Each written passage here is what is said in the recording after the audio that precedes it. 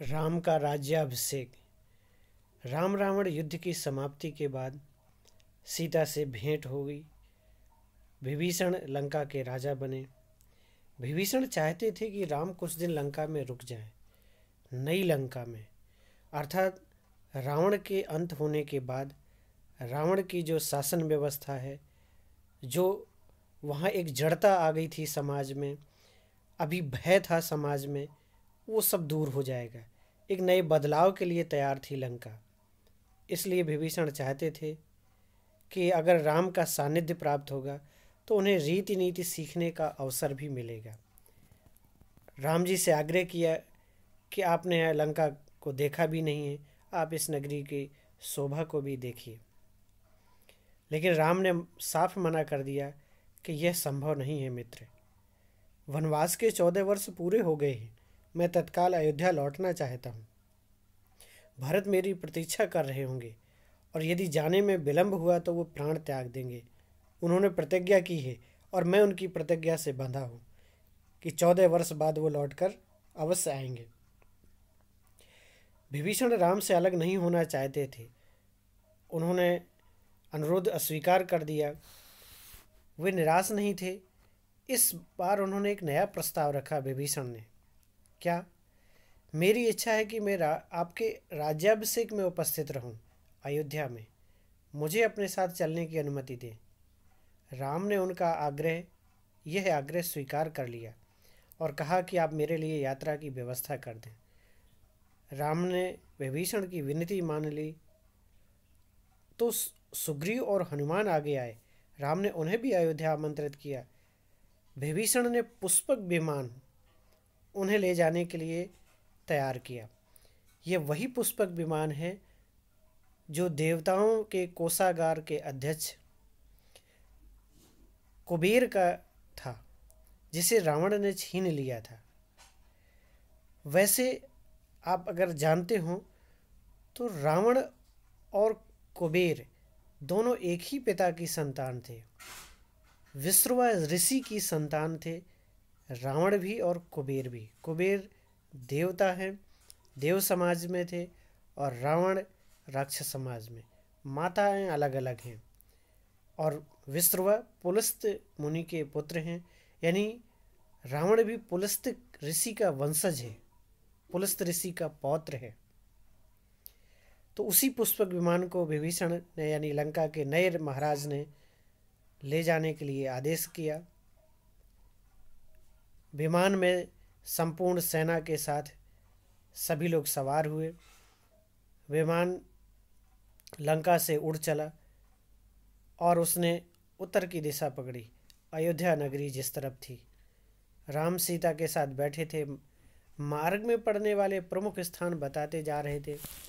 रावण सीता का हरण उसी मार्ग से लाया था, पंचवटी से। उस समय सीता ने वे स्थान ठीक से नहीं देखे। स्थानों के नाम भी उन्हें ज्ञात नहीं थे। पहले रणभूमि पड़ी, फिर वह पुल जिसे नल और नील ने बनाया था। सेतुबंध किष्किंधा के रास्ते में था। वानर राज्य सुग्रीव की राजधानी भी थी। सीता ने आग्रह किया तो विमान किष्किंधा में उतरा, सुग्रीव की रानियां तारा और रूपा को लेने के लिए। आगे ऋषिमुख पर्वत पड़ा और उसके बाद पंपा सरोवर की सुंदरता भी अद्भुत थी, दर्शनीय थी। राम ने सीता को एक पतली चमकती हुई रेखा दिखाई। गोदावरी नदी ऊंचाई से इतनी छोटी दिखाई दे रही थी। इसी के तट पर पंचवटी है। देखो, हमारी पर्णकुटी अब भी बनी हुई है। सीता ने भय के कारण आंखें बंद कर ली। वह पंचवटी नहीं देखना चाहती थी, क्योंकि उन्हें पूरा घटनाक्रम, जो सीता के हरण का घटनाक्रम है, वह याद आ गया। वो डर गई। विमान आगे बढ़ गया। गंगा यमुना के संगम पर जाकर के विमान भरद्वाज ऋषि के आश्रम में उतरा। सबने रात्रि विश्राम किया। ऋषि का आग्रह था, इसलिए राम टाल नहीं सके। राम ने वहीं से अगले दिन हनुमान को अयोध्या भेजा, भरत को उनके आगमन की पूर्व सूचना देने के लिए।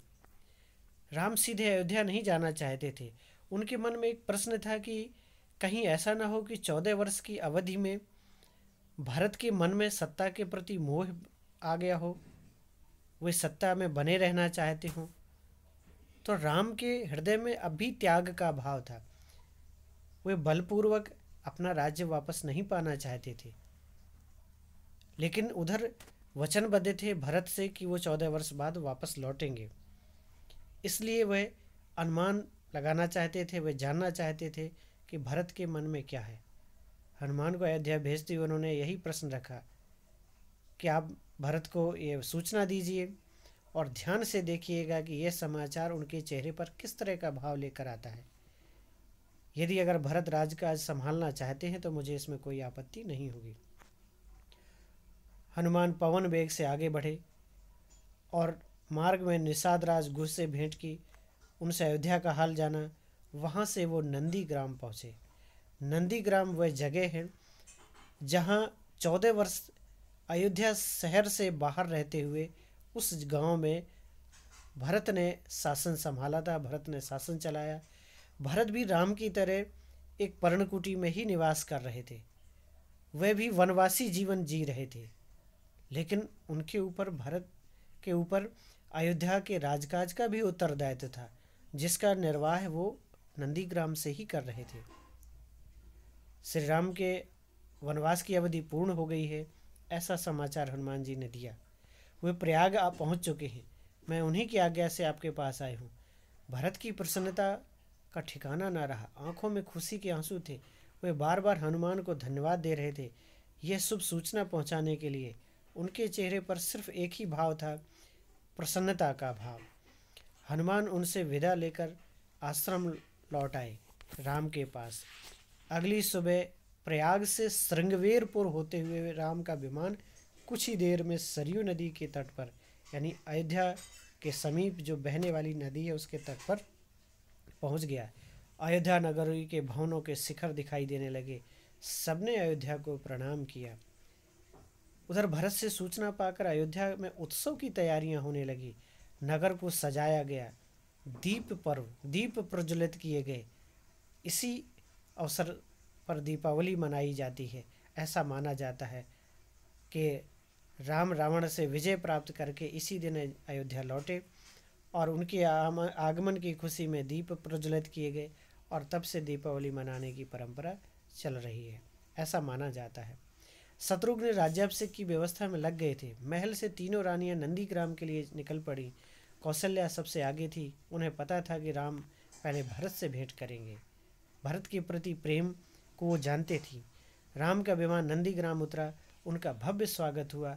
आकाश राम के जयघोष से गूंज उठा। राम ने विमान से उतरकर भरत को गले लगा लिया, माताओं को प्रणाम किया।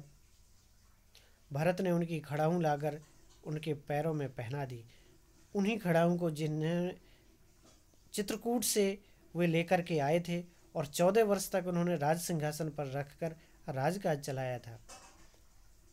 अब उन्होंने बड़ी प्रसन्नता के साथ उनके चरणों में वो पहना दी। राम लक्ष्मण ने नंदीग्राम में तपस्वी बाना उतार दिया, क्योंकि तपस्वियों के वेशभूषा में ही वो वनवास में थे और वहाँ पर उन्होंने राजसी वस्त्र धारण किए। जन समूह राम की जय जयकार करता हुआ अयोध्या के लिए चला। शोभा यात्रा देखने योग्य थी।